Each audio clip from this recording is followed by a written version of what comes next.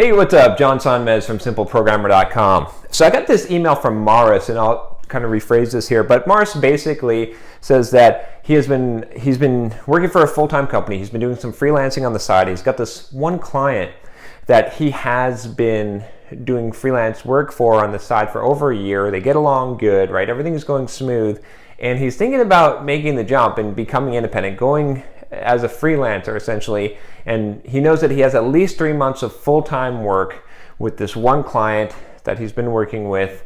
So and he'll earn about 3 times what he's making at his regular job during that time, should he do it. So Morris, I'm going to say absolutely yes, you should do this for a couple of reasons. And I wouldn't give everyone the same advice, right? I'm very cautious. I'm very conservative in regards to making financial decisions and and doing these life-changing things. But in this case, you've got all your ducks in a row, man. So here's the thing, right? First of all, you've been working with this client for over a year, so you know that they're good, they work together. This is not a gamble for you. Second of all, you've got you're going to make 3 times what you're making, so that's going to give you so that's going to give you a lot more runway, right? Plus you have 3 months worth of full-time work with this client, at least that you can be pretty sure of. So that's like the equivalent of 9 months at your regular job. So that's a pretty good runway here. Sounds like you want to go independent, and this is going to give you time to do that. Now you are going to have a challenge here. There is a slight risk here, which is that you have to pick up other clients, and I don't know if you've done that before. If you feel like that's going to be hard and it's going to be a big learning curve, then maybe don't do this until you've got some other clients on the side. So jumping into just one client, there is that risk, but I feel like you probably have enough time with that 3 months worth of full-time work and making 3 times your pay to be able to bring on other clients to give this a go. Like if you're going to take a shot at this is a really good chance to do this. You could always fall back on a permanent job if this doesn't work. It's not like you're telling me, hey John, I saved up all this money and I'm just going to quit my job tomorrow and try to find some clients and I mortgage my house. That case, I would say no, buddy, don't do that, right? But you seem to have it figured out. You've got a good situation.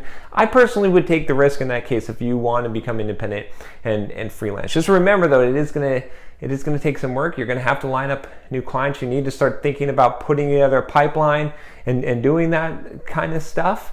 And the other possibility here is that, if you do real good work for this client of yours for 3 months, maybe you'll become, maybe you'll kind of be a freelancer, but maybe you'll have one client, right?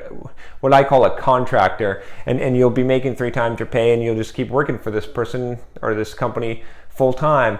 That's certainly a possibility. That's if I had to bet on what would happen, I would bet that, just because of your existing relationship, and now if this person's got a lot of different projects and ideas and you're working full-time for them and you're producing results. Like from a business owner perspective, right? And this is something to think about just in general, right? You should always have this mindset, right? As someone who now hires people to do work for me and pays them, if someone produces more money for me than what I'm paying for them, I want to keep them working as much as possible, right? And so if you're then you've got extreme job security, and it doesn't matter. I've paid some people some pretty high rates, but they've produced triple what I've paid them in results, and I'm like, yeah, let's keep going. So anyway, hopefully that helps you. I think, like I said, you're in a good situation. Most people that ask this question are not in your situation. They're in a bad situation. So like I said, this advice doesn't apply to everyone, and I am definitely conservative in this regard. But if you've got a real good shot, in my opinion, you should take it, right? Just make sure that the shot is really good.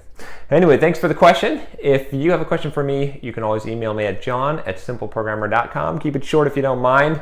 It helps me to get through them and to get an answer to you. And if you like this channel, subscribe, tell a friend. Take care.